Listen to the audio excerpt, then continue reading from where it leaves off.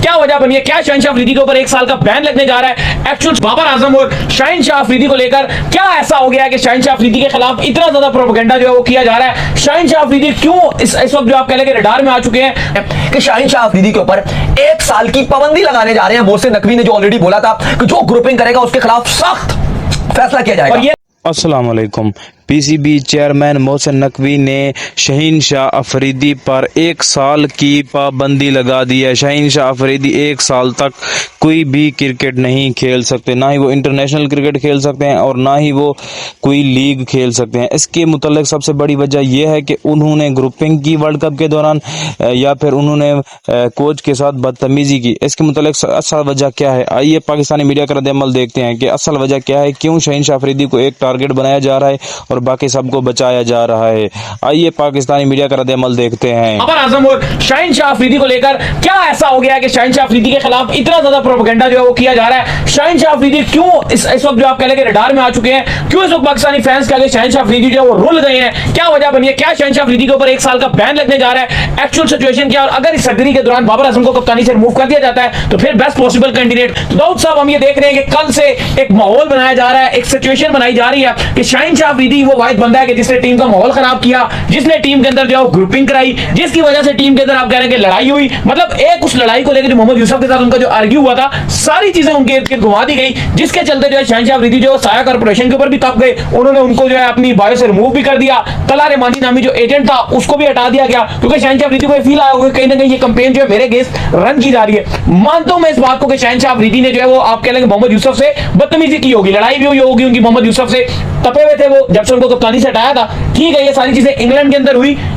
अंदर हुई, not in USA, not in during world cup. जब पाकिस्तान टूर कर रहा था इंग्लैंड में तब हुई। लेकिन अगर शहनशाह अफरीदी की एक्चुअल परफॉर्मेंस को इस वर्ल्ड कप के अंदर निकाल लिया जाए तो इस वर्ल्ड कप के अंदर एज कंपेयर बाबर आजम के शहनशाह अफरीदी की बॉलिंग की बात की जाए तो बहुत बेहतर उस बंदे ने परफॉर्म किया। मैन ऑफ द मैचेस के अवार्ड भी सिचुएशन एक्चुअल जो 3 बंदे हैं इस टाइम, तीनों ही ऐसे हैं इस वक्त टीम के अंदर जो मौजूद हैं, और अगर आपने एक को हटाना है तो उससे काम नहीं आपको बनने वाला। आपके बाबर आजम भी होते हैं ग्रुपिंग में इन्वॉल्व, आपके शहनशाह अफरीदी भी होते हैं ग्रुपिंग में इन्वॉल्व, और आपके रिजवान ग्रेट एक्टर हैं वो भी ग्रुपिंग में इन्वॉल्व होते हैं। अच्छा, इसमें सबसे पहला तो सवाल ये उठता है ना कि ये जो रिपोर्ट्स थी, इतनी लंबी लंबी रिपोर्ट्स थी, इनमें से खाली पीसीबी ने, क्योंकि आपको मानना पड़ेगा कि जो मोहसिन नकवी चाह रहे हैं वही खबर लीक हो रही है और तो कहीं से नहीं आई, तो सिर्फ ये शाहीन वाला मुद्दा कैसे? अगर वो मुद्दा भी क्या है, वो ये है कि जब वो नेट्स पे प्रैक्टिस कर रहे हैं तो वहां पे यूसुफ ने बोला कि ये नो बॉल है, ये नो बॉल है। तो उन्होंने कहा कि तुम्हें क्या भाई, मतलब उन्होंने बोला आपको क्या ये नो बॉल जो भी है। तो वहां पे वहाब रियाज आए, उन्होंने कहा कि भाई ये भी कोचिंग का पार्ट है। उन्होंने भी कहा कि मैं कोच हूं, तो जाहिर है एग्रेसिव प्लेयर है, ये उन्होंने गलत हो गई। फास्ट बॉलर्स की अक्सर हमने देखा गहमा-गहमी होती है, पास में भी होती है, ये गलत चीज थी, बिल्कुल इसकी कोई वो बात नहीं है।